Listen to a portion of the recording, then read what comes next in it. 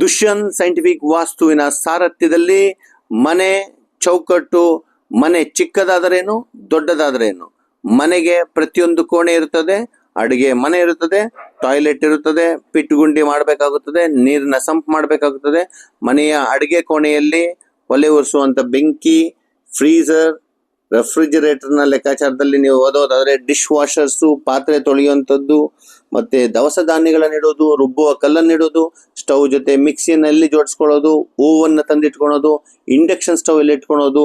ಇದೇ ರೀತಿ ಮನೆಯಲ್ಲಿ ಹಾಲ್ನಲ್ಲಿ ಎಲ್ಲಿ ಕೂತ್ಕೊಬೇಕು, ಟಿವಿನ ಯಾವ ಕಡೆ ಹಾಕೊಬೇಕು, ನಾವು ಕನ್ನಡಿನ ಯಾವ ಕಡೆ ಹಾಕೊಬೋದು, ಬಂದಿದ್ದ ಗೆಸ್ಟ್ಗಳನ್ನ ನಾವು ಎಲ್ಲಿ ಕೂರಿಸ್ಬೇಕು, ನಾನು ಎಲ್ಲಿ ಕೂತ್ಕೊಬೇಕು, ನಮ್ಮ ಮನೆ ಶ್ರೀಮತಿ ಎಲ್ಲಿ ಕೂತ್ಕೊಬೇಕು, ನಮ್ಮ ಹಿರಿಯರು ಎಲ್ಲಿ ಕೂತ್ಕೊಬೇಕು, ನಮ್ಮ ಮನೇಲಿ ಮದುವೆ ಆಗಿದ್ದಂತ ಹುಡುಗರು, ಗಂಡು ಮಕ್ಕಳು, ಹೆಣ್ಮಕ್ಳು ಯಾವ ರೂಮಲ್ಲಿ ಮಲಗಬೇಕು, ಯಾವ ಕಡೆ ತಲೆ ಹಾಕ್ಬೇಕು, ಆ ಪ್ರತಿಯೊಂದು ಕೋಣೆಯಲ್ಲಿ ಯಾವ ದಿಕ್ಕಿಗೆ ಬಾಗಿಲುಗಳು, ಚೌಕಟ್ಟುಗಳನ್ನ ನಾವು ಜೋಡಿಸಬೇಕು, ಅದು ಯಾವ ರೀತಿ ಚಲಾವಣೆ ಆಗ್ಬೇಕು, ಹೇಗೆ ತಿರುಗಬೇಕು, ಈ ಪ್ರತಿಯೊಂದು ಅಂಶಗಳನ್ನ ದುಷ್ಯಂತ್ ಸೈಂಟಿಫಿಕ್ ವಾಸ್ತುವಿನ ಸಾರಥ್ಯದಲ್ಲಿ ದುಷ್ಯಂತನ ಮನೆ ನಿಮ್ಮ ಜೊತೆಗೆ ಹೇಗಿರಬೇಕು, ಮತ್ತೆ ನಿಮ್ಮ ಮನೆ ದುಷ್ಯಂತನ ಮನೆ ಹೋಲಿಕೆ ಹೇಗಿರಬೇಕು ಅನ್ನುವುದನ್ನ ಪ್ರಸ್ತುತಪಡಿಸ್ತೇನೆ.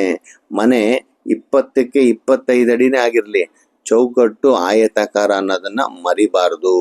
ಅಡಿಗೆ ಕೋಣೆಗೆ ನಿರ್ದಿಷ್ಟವಾದ ಜಾಗ ಇರಬೇಕು. ಓಪನ್ ಕಿಚನ್ ಇರಲೇಬಾರದು. ಯಾವುದೇ ಕಾರಣಕ್ಕೂ ಮನೆಗೆ ಎಲ್ಲಂದರಲ್ಲಿ ಕಿಟಕಿಗಳು ಇರಲೇಬಾರದು. ಹಾಗೂ ಮನೆಗೆ ಬರಬೇಕಾಗಿರುವಂತ ತರಂಗಗಳಿಗೆ ಅನುಕೂಲ ಅವಕಾಶ ಕೊಡಬೇಕು. ಮನೆಯಲ್ಲಿ ಹಿರಿಯರು ಮಲಗುವಂತ ಜಾಗ, ಗೆಸ್ಟ್ಗಳು ಬಂದ್ರೆ ಮಲಗುವಂತ ಜಾಗ, ಟಾಯ್ಲೆಟ್ ಅಲ್ಲಿ ಬೇಸನ್ ಅನ್ನ ಯಾವ ದಿಕ್ಕಿಗೆ ಕೂರಿಸ್ಬೇಕು, ಮತ್ತೆ ಸ್ನಾನ ಮಾಡುವಂತ ನೀರು ಹೊರಗಡೆ ಹೇಗೆ ಹೋಗ್ಬೇಕು, ಒಳಚರಂಡಿ ವ್ಯವಸ್ಥೆ ಪ್ರತಿಯೊಂದನ್ನ ವಾಸ್ತು ಭರಿತವಾಗಿ ನಾವು ಮಾಡಲೇಬೇಕು. ಬಾಗಿಲುಗಳನ್ನ ನೋಡಿದಾಗ ನೀವು ಅಡುಗೆ ಮನೆ, ದೇವರ ಮನೆ ಸಂಪೂರ್ಣ ಜಾಗ ನೋಡಿದಾಗ ಒಂದು ಉತ್ತಮವಾದ ದೇವಸ್ಥಾನಕ್ಕೆ ಹೋದ್ರೆ ನಿಮಗೆ ಯಾವ ರೀತಿ ನೆಮ್ಮದಿ, ಸುಖ, ಶಾಂತಿ ಕಾಣುತ್ತೆ ಆ ರೀತಿ ನಮ್ಮ ಮನೆ ಇರಬೇಕು. ಹಾಗಾಗಿ ಸ್ನೇಹಿತರೆ, ಒಳ್ಳೆ ನಕ್ಷೆ ಬೇಕಂದ್ರೆ, ನೀವು ತಿದ್ಕೊಬೇಕಂದ್ರೆ ನನಗೆ ಕರೆ ಮಾಡಿ.